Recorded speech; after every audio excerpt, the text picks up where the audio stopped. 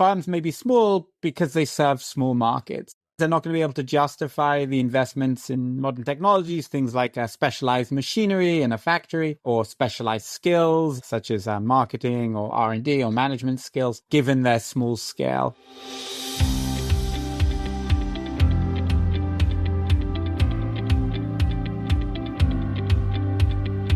Welcome to Vox Dev Talks. My name is Tim Phillips.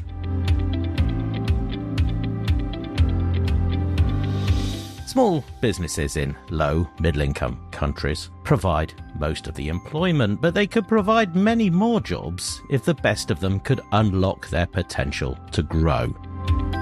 So do they need more training? Do they need more credit? Do they need more skilled employees? Or do they need better access to people who would buy their goods and services?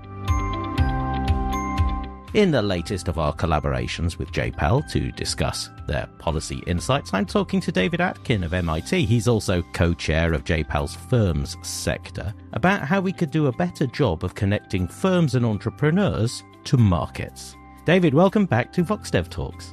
Thank you very much. I'm delighted to be here. David, I said these firms are important as a source of employment. How important are they?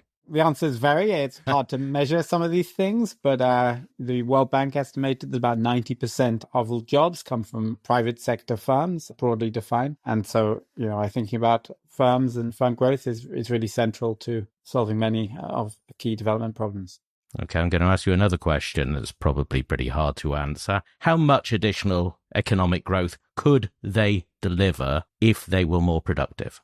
Let me give two answers to that. So the first answer is potentially a lot. There's a classic study by Hall and Jones who does an accounting exercise and attributes most of the differences in GDP per capita across countries to different levels of productivity, broadly defined. And so, if Nigeria was able to be as productive as the US, it would be vastly closer in incomes. But there's a lot in that residual that we're going to call productivity there. We also have micro studies more recently where we can try and measure the productivity of SMEs and firms in developing countries and maybe try and compare them to similar exercises in developed countries. And there we also see that these developing country firms are massively less productive. Although one caveat there is often a lot of that is scale. If you're comparing a very small textile operation employing 3 or 4 workers inside a house, then obviously they're using very different equipment and scale than a massive factory in North Carolina or something of that sort. So we would want to try and separate scale from actual productivity differences.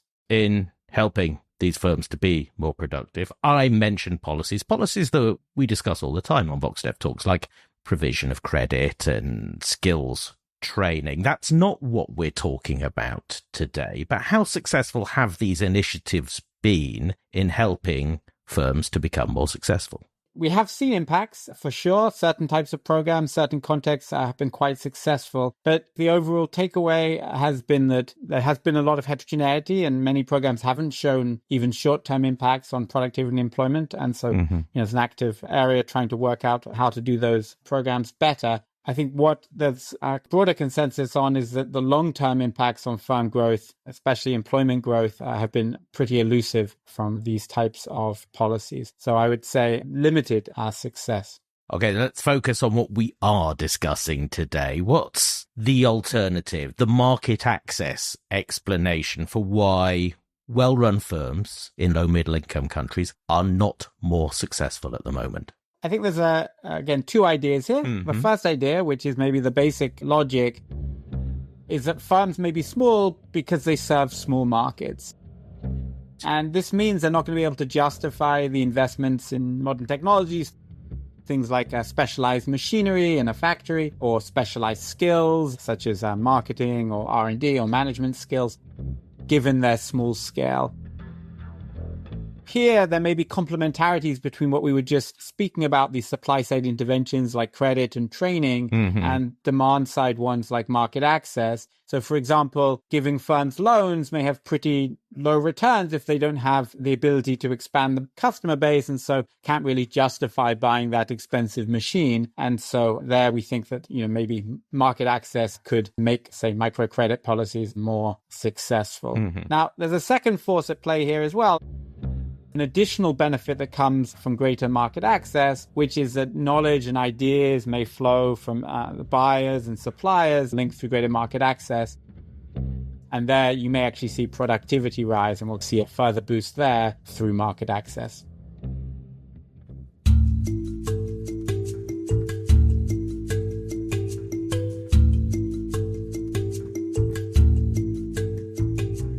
So when we're talking about these demand side improvements, is our policy goal here to make all these existing firms more successful, or is it to improve that process of creative destruction so that works more efficiently and the best firms grow more quickly? I sound like a broken record here, but I think the answer is probably a bit of both.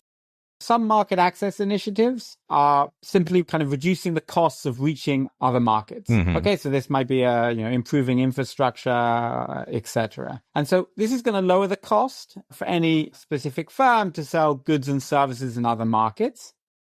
That's going to make firms more successful. They can now lower their costs of selling to a foreign buyer. Now, of course, this additional trade will potentially lead some firms to expand and others to shrink alongside the size of the pie growing, since now less stuff is wasted when I have to move these goods and services across space. So I wouldn't think of this necessarily as making the process of creative destruction work more efficiently. That would be like a policy which might make it easier to open or close farms or to hire and fire workers. But I would expect more productive firms to grow and less productive ones to shrink as markets are integrated. So this process of creative destruction will magnify the aggregate benefits, but also create winners and losers from standard policies that reduce the costs of accessing different markets. In general terms, what does existing research tell us about the dimensions of improving market access that matter? Here we're drawing on a number of studies, I think about 15 we cover in the policy brief. But, broadly speaking, we have programs that try to reduce these frictions, preventing trade between markets. I talked about infrastructure, but also we might think about tariff reductions or such like. So that's kind of your classic market integration, better roads.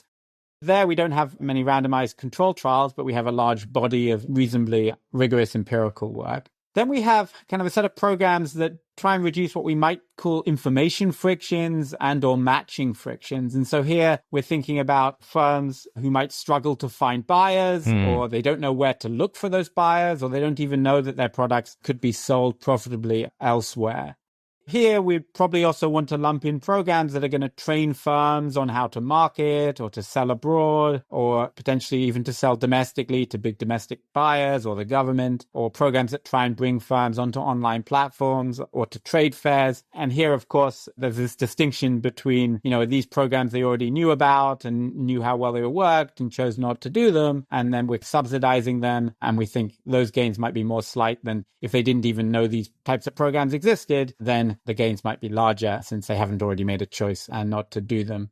We've seen successes with each of these types of intervention, but we've also seen a few failures. For example, providing firms with training to export hasn't panned out particularly well thus far. But the thing I would really stress here is that in terms of knowing what works and what does not, unlike, say, with microcredit or with business training, there's just very, very, very few studies on market access. We're very early stages. And so I think we're going to need a bunch more research before coming to stronger conclusions on what works and what does not.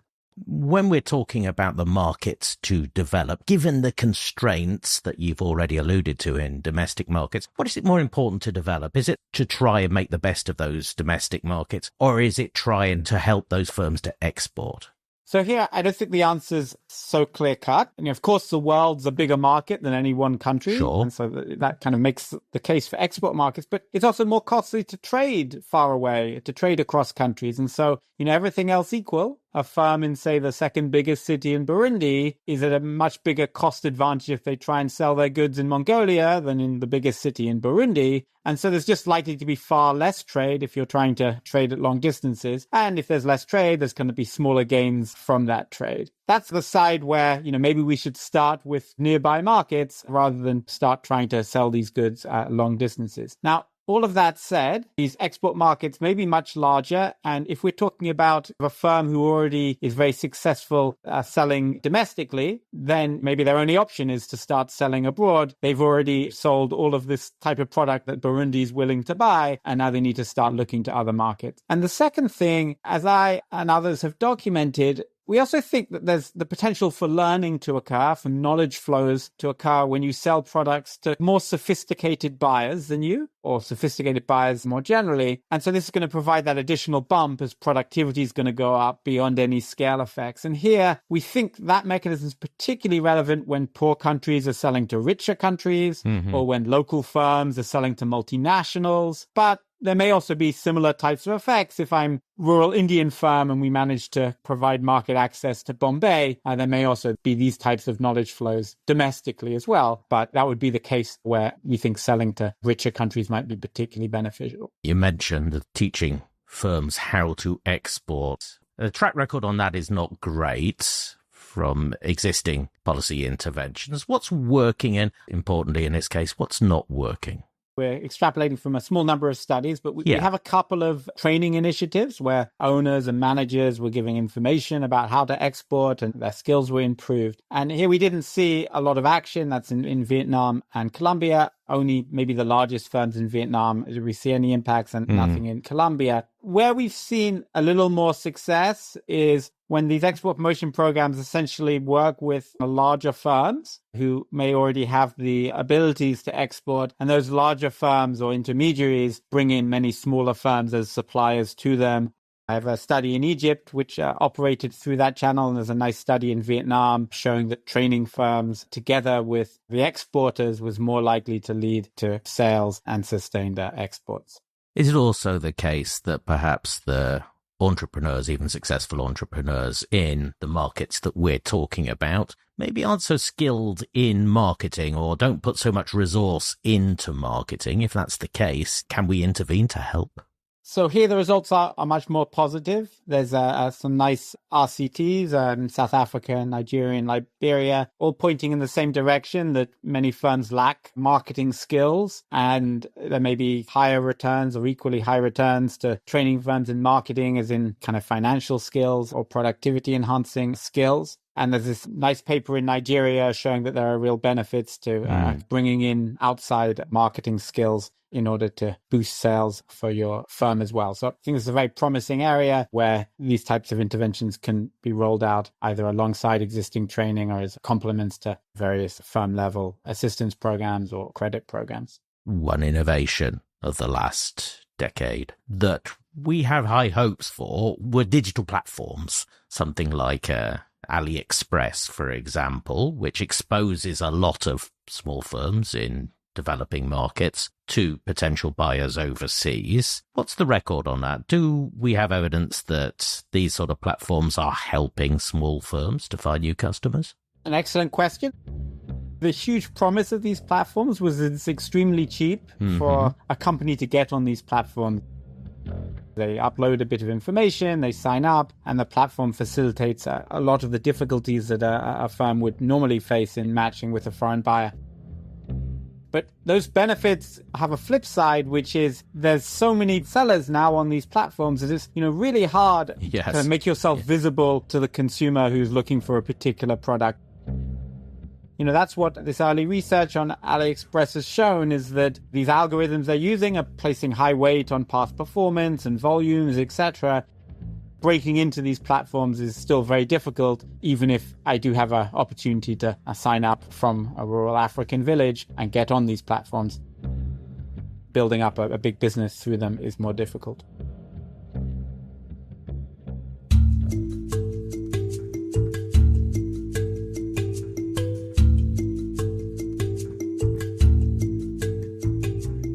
Clearly, finding market access to grow sales is the priority here, but when these policies succeed and these firms can find domestic customers or export customers, do we find that there are then spillover benefits? I'm thinking about things like better adherence to labour laws as these firms grow. We're definitely finding increasing evidence of those types of effects. In general, foreign consumers, particularly in rich countries, demand better enforcement of labor laws, better treatment of workers, particularly female workers. And that does seem to have real impacts. There's a nice study in Bangladesh showing that multinational firms were able to enforce labor laws in ways that the government was not able to.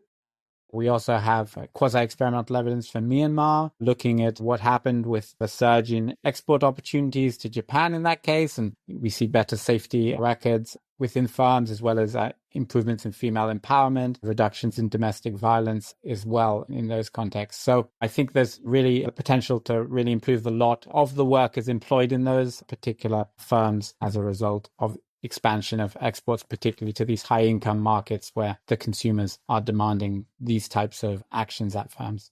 As you mentioned, there are still a lot of open questions about this and not a huge body of research. Which questions are still open? Which questions would you like to see addressed by more research in this area?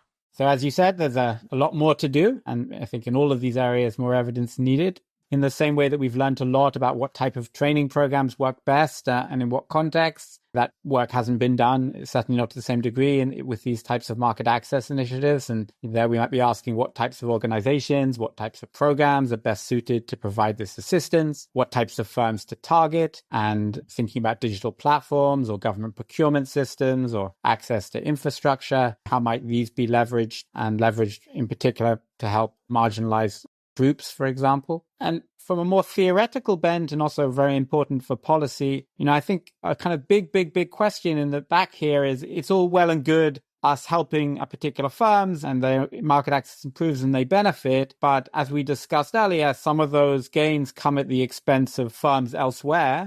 And so we really need to think harder, I think, about, measuring those direct effects as well as the indirect effects on these firms' competitors, for example, and thinking hard about which types of programs are boosting firm productivity rather than most of the effects are coming from business stealing, i.e. the supported firms taking sales from the non-supported firms. And also, back to the discussion we had before, which of these programs are operating by essentially subsidizing things firms didn't want to do previously, but were aware of and knew how to do it, versus providing some service that wasn't available to them or some possibility that wasn't available to them where we can likely get bigger effects since we don't already have that revealed preference that it wasn't worthwhile at the time. Of course, firms may also be misinformed, and that would be another interesting avenue to try and understand better. So I think there's a kind of huge amount of work to be done here. One final area I'd mention is we talked briefly about multinationals above, but we think that private sector supply chains can play a really central role here in mediating that market access, on spreading knowledge throughout that supply chain and bringing about these improvements in market access in the first place. And that's an active area of research. It's a struggle to do randomized control trials, and so not something we cover in as much detail in this particular policy brief, but a huge area and one that deserves further research. In general, I would definitely encourage researchers to think much more about these questions. I think this is a huge policy area and increasing amounts of policy interest, in part because, as you said earlier on in our discussion, many of the more traditional programs to boost firm growth haven't been so successful. And so there's a real desire to push further in these promising areas.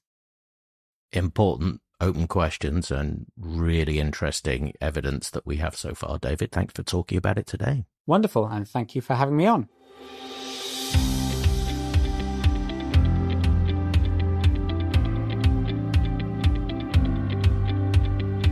If you want to look up the policy insight, it's called Market Access, Connecting Firms and Entrepreneurs to Markets to Spur Business and Job Growth. And you can find it by going to www.povertyactionlab.org. And of course, when you read the insights, you will find links to the papers that we discussed.